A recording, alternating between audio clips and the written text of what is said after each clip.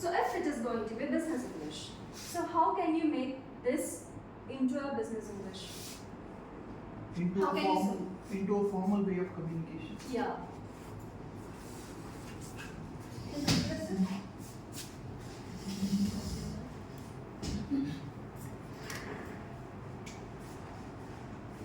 You are right. You are right. Ah.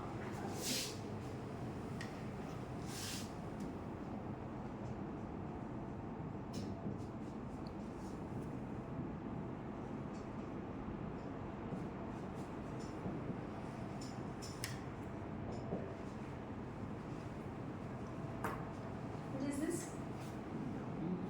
Your viewpoint aligns with mine. So this is how business English works. Okay, so this is the difference between general English and business English.